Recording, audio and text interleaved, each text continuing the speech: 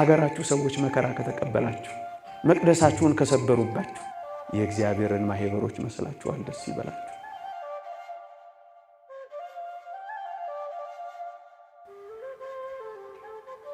በመራብ ውስጥ በመቸገር ውስጥ በማጣት ውስጥ ልጆቻችሁን እያሳደጋችሁ ግን ምርር ብላችሁ ያልከፋችሁ ከሆነ ደስ ይበላችሁ።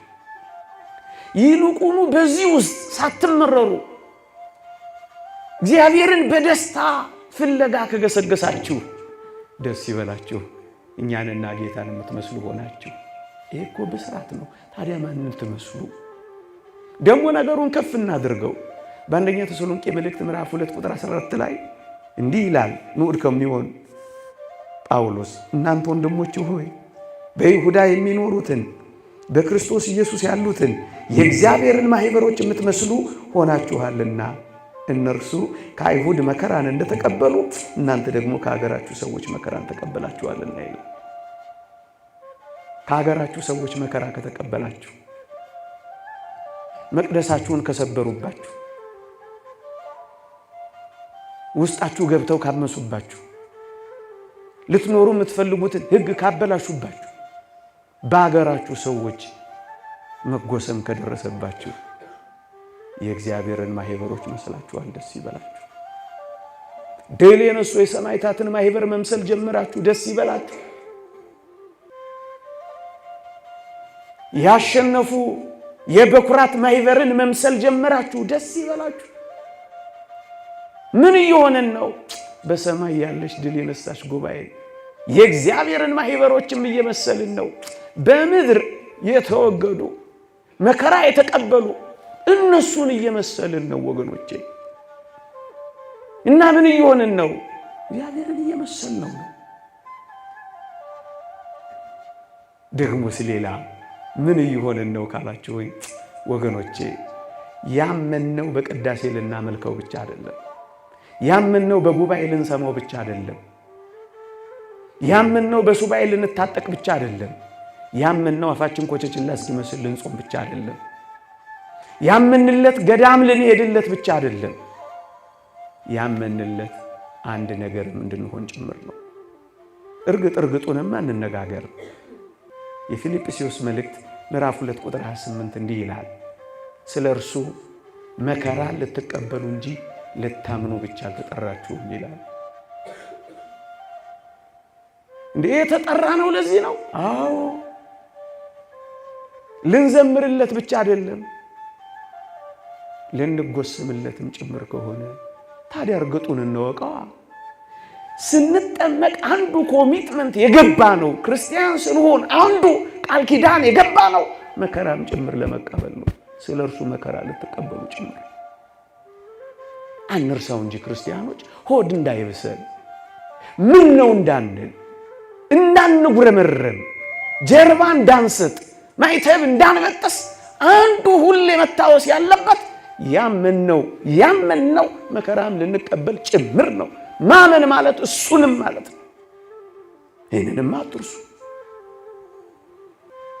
በሕይወታችሁ በሚቀጥማችሁ የትኛውም መከራ ያመናችሁት እሱን በትዕግስት ለመቀበልም ጭምር ነው። ክርስቲያን ይሁን ነው። ይህንን ነው የሚለው። መከራም ልንቀበልለት ጭምር ነው ያመንነው ይላል። ይሄ ሲሆን ግን ከፍ ብሎ ምን ይላል? በአንድስ እንኳን በተቃዋሚዎች አትደንግጡ፣ ይህ ለእነርሱ የጥፋት ለእናንተ ግን የመዳናችሁ ምልክት ነው ይላል። እና ይሄ ሁሉን መከራ ሊያጠፋን ነው አይደለም፣ የመዳናችን ምልክት ነው ወገኖቼ። በቤተ ክርስቲያንም በግልም ብርቱ ፈተናዎች፣ ብርቱ ውጊያዎች፣ ብርቱ የማያቋርጡ ፈተናዎች ሲመጡ ጥፋት ይዞ እየመጣ እንደሆነ እንዳታስቡ። የመዳናችሁ ምልክት ነው የሚለው። መዳናችን እየቀረበ እንደሆነ ነው ማሰብ ያለብን። ወዮ ጠፋን እንዳትሉ፣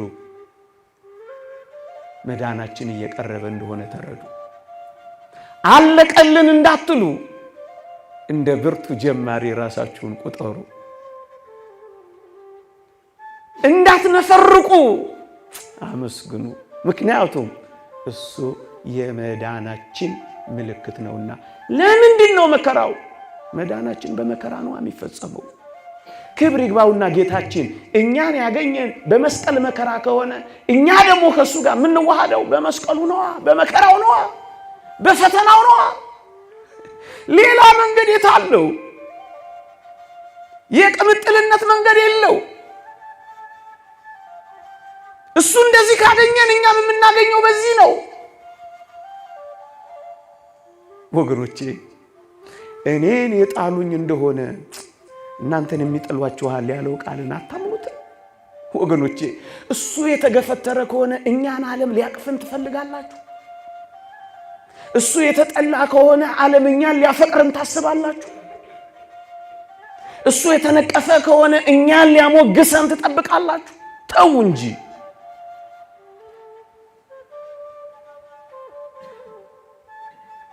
እንዴ እሱን ያነቁት ከሆነ እኛን እቅፍ እንዲያረጉን ታስባላችሁ? እሱን በጥፊ ያጮሉት ከሆነ እኛን እንዲያጨበጭቡልን ትፈልጋላችሁ? ተው እንጂ። እሱን ከከተማ ውጭ አውጥተው ቆሻሻ መጣያ ቦታ ላይ ከሰቀሉት እኛን እንዴ በመዓዛና በሽታ ባለው መልካም መዓዛ ባለው ቦታ እንዲያስቀምጡን ትጠብቃላችሁ? እንዲማ ከሆናችሁ ክርስቲያን አልሆናችሁ። እናስተካክል ሐሳባችን። እሱ ከተገፈተረ የእሱ ከሆንክ ማንም የሚያቅፍ የለም። እሱ የተጠላ ከሆነ ማንም የሚወደው የለም። ለዚህ ነው ንዑድ ክቡር የሚሆን ጳውሎስ ዕብራውያን ምዕራፍ 13 ሲያበቃ ነቀፌታውን እየተሸከመን ከከተማ ውጪ እርሱ ወደ ተጣለበት ቦታ እንገሰግሳለን የሚለው ለዚህ ነው። ብትጣል አይድነቅ፣ እሱ ተጥሏል። ብትነቀፍ አይድነቅ።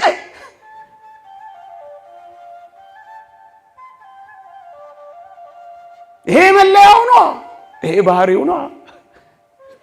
ይሄ ግን ለኛ የጥፋት እንደ አንዳንድ ሰዎች በቃ ልንጠፋ ነው። በቃ ወገኖቼ ልንጠፋ አይደለም፣ ልንበራ ነው።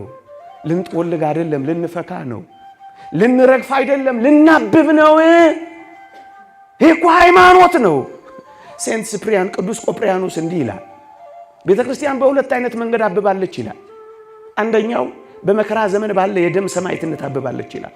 ሁለተኛው በሰላም ዘመን ባለ ምናኔ አብባለች ይላል። መጎሰም ሲበዛ ማበቢያችን ነው። ይሄ ክርስትና ነው። መቀጥቀጥ ሲበዛ መጠንከሪያ ነው። ይሄ ኦርቶዶክሳዊነት ነው ወገኖቼ። ያለ ባህሪያችንም አንኖርም። ይሄ ነው ባህሪዋ። ወይ በደም ሰማዕትነት ታብባለች፣ ወይ በምናኔ ታብባለች። ወይ በአላውያን ነገስታት ፊት ታብባለች፣ ወይ ደግሞ በበረሃ በአራዊት ፊት ታብባለች። ወይ በእቶን እሳት ውስጥ ታብባለች፣ ወይ በጤዛ ስር ታብባለች። ወይ ሰይፍ ስር ታብባለች፣ ወይ ድንጋይ ስር ታብባለች። ወይ በኔሮን ቄሳር መናፈሻ ግቢ ውስጥ ታብባለች፣ ወይ ደግሞ በበረሃ አቧራማ ቦታዎች ታብባለች። ወይ ዕለት ዕለት በመሞት በአረንጓዴ ሰማዕትነት ታብባለች፣ ወይ ደግሞ በአንድ ጊዜ ሰማዕትነት በደም ታብባለች። እያበበች ነው። እነሱ እንደሚያስቡልን አታስቡ እንጂ ወገኖቼ። አጥፊው እንደሚያስበው አንቀበለው እንጂ። አንዳንዴ እነሱ የሚነግሩን አሁን ደህና ናችሁ ሲሉን ሁላችንም አዎ ነው አይደል? ደህና ናችሁ ይሉናል። አዎ ብለን አምነናል። ነን ግን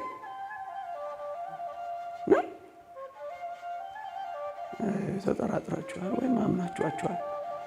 ዓለም ደሃ የሚለው ከሆነ ኪሎ ካሎሪ በታች የበላ እንደሆነ ነው። እውነት አሰብ አትሰሙኝም? መስማማትም የለም። ከሆነ ኪሎ ካሎሪ በታች የበላ እንደሆነ ዓለም ደሃ ነው ይላል። እንደሱ ነው የመንፈሳዊ እይታ። ይሄ ወርልድ ቪው እኮ ነው። ይሄ ግን አይደለም። ክብር ይግባውና ጌታችን ፖሊካርፐስን ምን ይለዋል መሰላችሁ? የሰርመኔሱን ቤተክርስቲያን አለቃ እኮ ነው። በፈረስ የተጎተተለትን እኮ ነው። ምን ይለዋል? መቸገርህን አውቃለሁ፣ ነገር ግን ባለጠጋ ነህ ይለዋል። እየሰማችሁ ነው። ዳነ ግንስ እየሰማችሁ የመሶብ ፕላስቲክ ባዶ ሲሆን እውነትም ደሃ ሲሉ አሜን ትላለህ? ተው እንጂ እነሱ የሚሉንን ሁሉ አሁን እኔ 40 ምናምን ዓመት ሆኖኛል። መሬት ትሽከረከራለሽ ይሉኝ ነበር። ይሄው ቆሜባታለሁ። አንድ ቀን ተሽከርክራል ማታውቅም። ይሄው 40 ምናምን ዓመት ሆነ። ግን አምኛቸው ተቀብያለሁ። በጣም ብዙ ነገር እየተቀበልናቸው እኮ እየኖርን እኮ ነው። ደሃ ነህ ሲሉ አሜን። ድህነትን ሊቁ ዮሐንስ አፈወርቅ ሲተረጉም ደሃ የሚባለው ይላል ፈቃዱን መቆጣጠር የማይችል እየሰማችሁ ሁሉም ነገር ላይ የሚስገበገብ በቃኝ የማያውቅ እሱ ምንድነው? ደሃ። እውነትም እሱ እኮ ነው አይደለም? በመጠን በልቶ ይበቃኛል የሚለው ሃይማኖቱ የቀና ምግባሩ የጸና ትሩፋት የሚሰራ እሱ ምንድነው? ባለጸጋ ነው የሚለው። አታምኑትም እንደ እግዚአብሔር ከፍላችሁ ነው የምታምኑት? አናምነውም። ይሄ እወርዳለሁ አለ ወረደ። ታምናላችሁ? አታምኑ። በጉልበት ነው እንደማሳመናችሁ እንደባለፈው ታምናላችሁ አለ።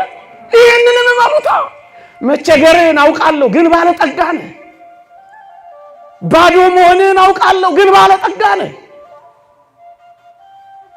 ምንም እንደሌለ አውቃለሁ ግን ባለጠጋ ነህ። ይሄንንም ማመኑ መቸገርህን አውቃለሁ ድህነትህን አውቃለሁ ባለጸጋ ነህ።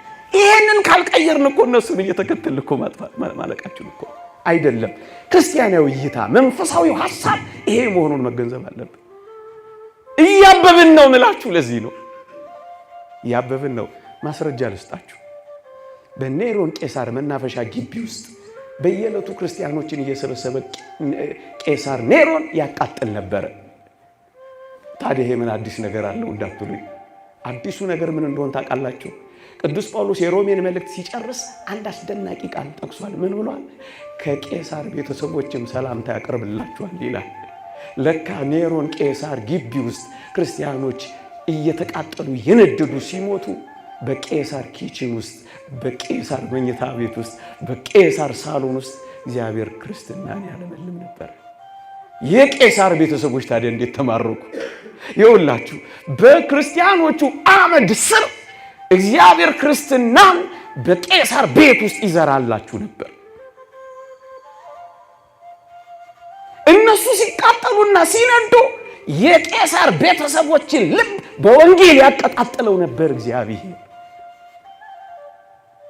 ጥቂቶች ሰማዕትነት ሲቀበሉ ብዙዎችን ይማርክ ነበር እግዚአብሔር። ለዚህ እኮ ነው ማበቢያችን ነው ያለው። ሌላ ምሳሌ ልስጣችሁ። ቅዱስ እስጢፋኖስ ሲወገር ጊዜ ቤተክርስቲያን አንድ ታላቅ ሰው አፍርታለች። ማን ነው እሱ? ሳውል የተባለው ቅዱስ ጳውሎስ ታስታውሳላችሁ አይደል? አንድ ባች አንድ የወንበር ተማሪዎች አንዱ ጉባኤተኞች ናቸው ቅዱስ ጳውሎስና ቅዱስ እስጢፋኖስ። አንደኛው ወጋሪ ሆነ፣ አንደኛው ተወጋሪ ሆነ። አንደኛው የወጋሪዎችን ልብስ ያዥ ሆነ፣ አንደኛው ደግሞ የወጋሪ ልብስ ያዥ ነፍስ ያዥ ሆነ።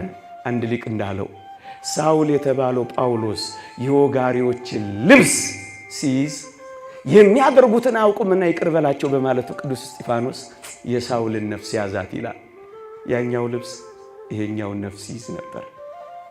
ከለዋሪቆን እስከ ደማስቆ እየተንከራተተ የሚያገለግል ታላቅ ሰው ቤተክርስቲያን ያፈራቸው በቅዱስ እስጢፋኖስ የመወገር ድንጋይ ስር ነው።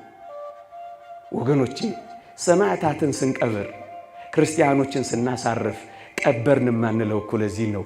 ተከልን እኮ ነው የሚባለው። እየሰማችሁ ነው።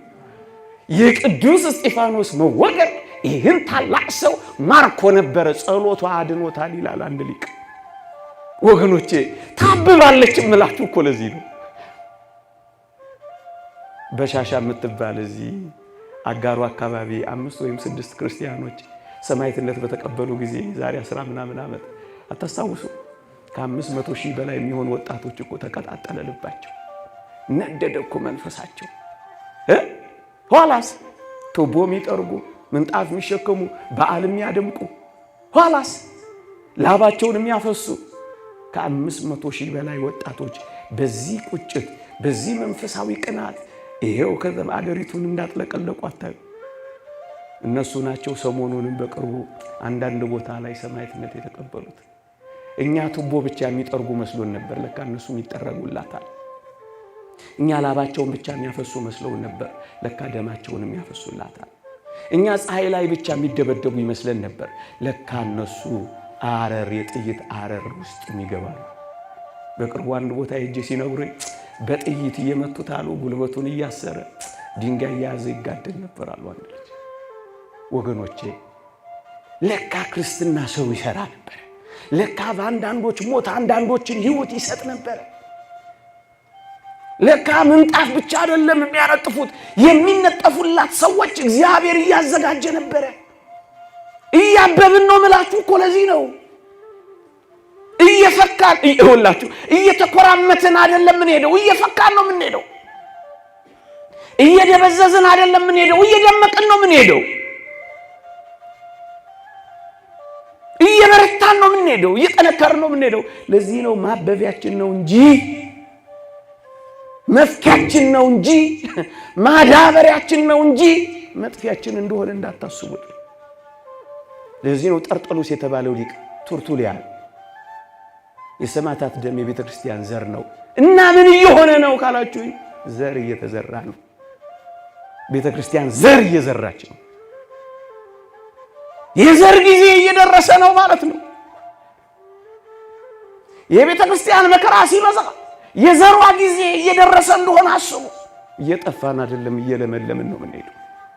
ብትጠፋ በዚያ በግበበን ምድር አትጠፋም ነበር።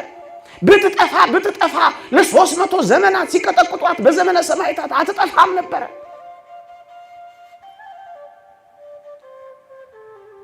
ምክንያቱም ይሄ ክርስትና ነው። ምክንያቱም ይሄ ኦርቶዶክሳዊነት ነው። ምክንያቱም ይሄ ክርስቶሳዊነት ነው።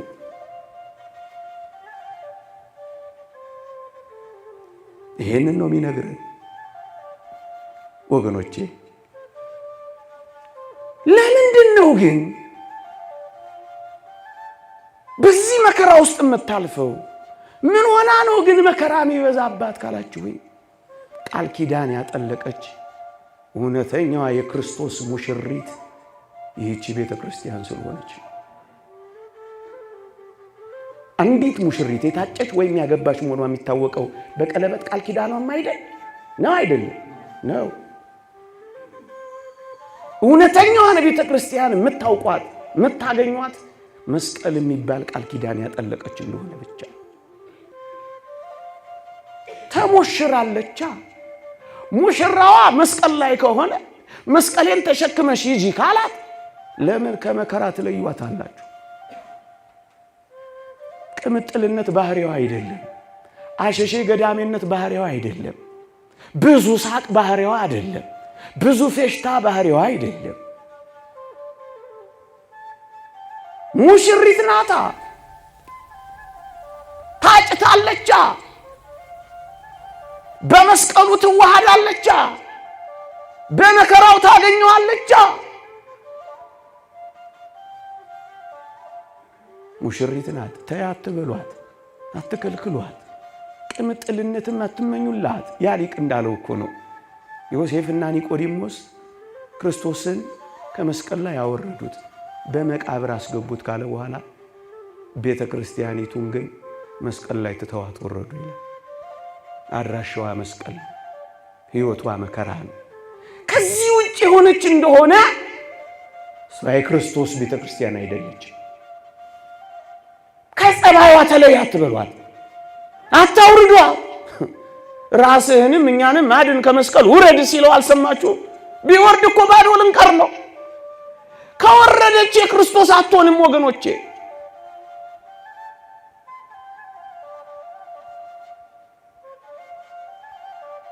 መስቀል የያዘች እንጂ መሳሪያ የያዘች ካያችሁ እሷ የክርስቶስ ቤተክርስቲያን አይደለች። ደግሞ አለው በቦዲጋርዶች ሳይሆን በሰማዕታት ከተከበበች ሁሌም እሷ የክርስቶስ ቤተክርስቲያን ነች። የመንፈስ ቅዱስ እንጂ የፓርቲ ርዕዮተ ዓለም የማትከተለች እሷ ከሰማይ ጋር እንጂ ከፓርቲ ጋር ግንኙነት የሌላት ነች። ኩላዊት የሁሉ የሆነች መልዕልተ ብሔር የሆነች እንኳን ብሔር አገር የማይበቃት ነች እሷ ናት የክርስቶስ ቤተክርስቲያን። ውረጅ አትበሏት፣ አዲስ ባህሪ ማትስጧት። ምክንያቱም እሷ መስቀል ላይ ናት። እሷ ወደ ክርስቶስ እየተጓዘች ነው። እሷ የመስቀሉ ተከታይ ነች። እሷ መስቀል ነው ህይወቷ። እሷ መስቀል ነው ስራዋ። ለዚህ ነው ሊቁ ዮሐንስ አፈወርቅ መከራ የሌለበትን ዘመን ፈጽሞ አትመኙ፣ ከቅምጥልነት የምታተርፉት ነገር የለምና ነው።